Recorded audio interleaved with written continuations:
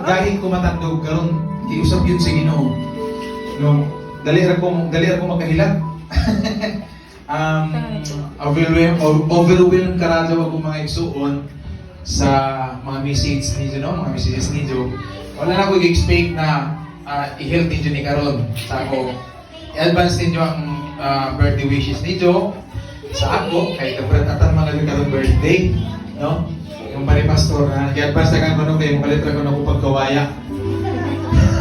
Kaya mo sa to sa una na sa una nga birthday, larga ko kay ako naman ako itong audit na nakinang wiring dito sa tabo na need dito nila na ako help sa auntie ni Mrs. Kay para masugaan sila dito. So wala na ako ginuna-una ako birthday. Kay para sa ako manggod, enough na kitagaan ako sa Ginoo na laging dugang katuigan o ang ako kasing-kasing malipayo na sa tagi mo sa Diyos ako kinabuhi. Manang everyday actually mapasalamatan ako dili lang sa kada tuig. Everyday sa pagbangon nagpapasalamat ako sa Ginoo sa iyang pagkamaayo sa ako kinabuhi. So sa iso pod karon na iso ipa-feel sa amo, actually lahi mo mga igsuon din sa church. Una ako pasalamatan ang Dios sa iyang kaayo nga gidala mi diri ang church.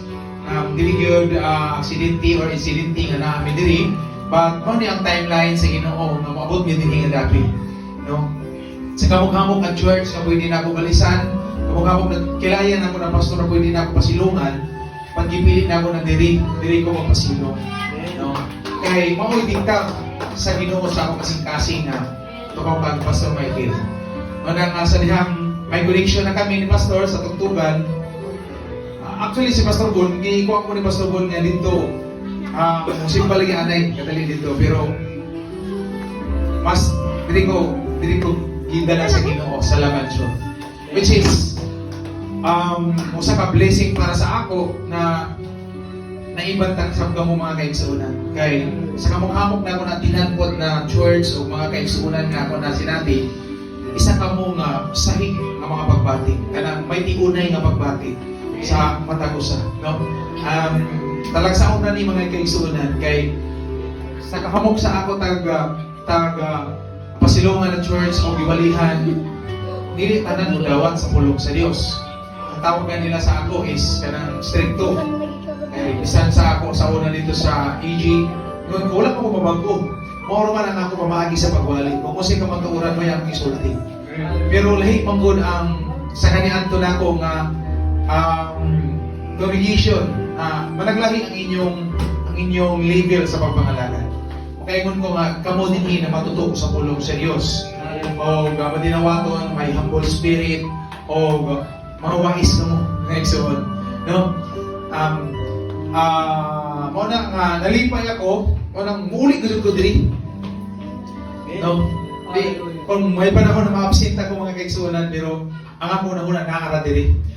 Una ako na ay kagana ra gud mag-iban magdahig sa Ginoo.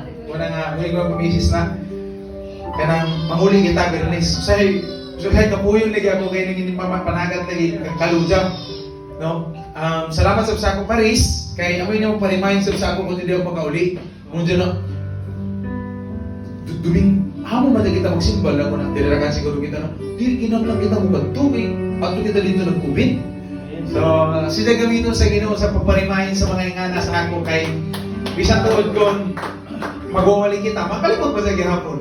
Need na ito kadun ng partner na kasi nabutong sa so glory to God sa ako asawa na mubangon ka doon yung taong bisan kon muna na oras sa kanlaon kaya para ka doon lutuan ako ng pagkaon. So isa sa una naka-bless, nakapalipay sa ako kasing-kasing kay ako gusto simple na ako na tao. Diyan na lamang igo na timplahan ko muna, hindi mo ako ng kape. Grabe na naman ako na impact sa ako kasing-kasing. Bisan hindi ipagkamusulti sa ako na love you, ipakita lang sa buhat, okay na ko. Anara ko ka-simple. Anara, so salamat sa inyo, mga kaigsuunan, no? Naghampay mga katuigan ang mga pag-ampo, nga mag-ibanta. Dili lang kay kamura, kung dili ang inyong mga anak. Nadala ninyo dili.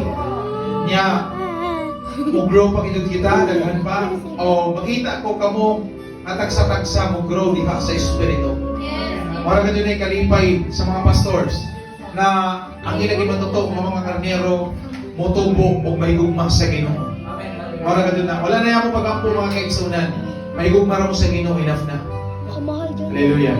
So, Pastor Mike, thank you sa imo kabalo ko ikaw ang mastermind nito na. Gamay ra ito. O ba ni Pastor Rajid? O sa mga kaigsunan. Salamat kaayo sa imong pagigugma. No, abot na ko 4 years diri buhol. Pero you are the same. Kung giusa kami nimong pagdawat, pagatiman, na-feel ko ang imong pinasahig nga pagtagad sa among isip. Brother, isip brother and kanang special na taglawang pagkatao ang imong pagtagad sa among. Dili kami, wala rin mag-feel sa among laging may nga tao.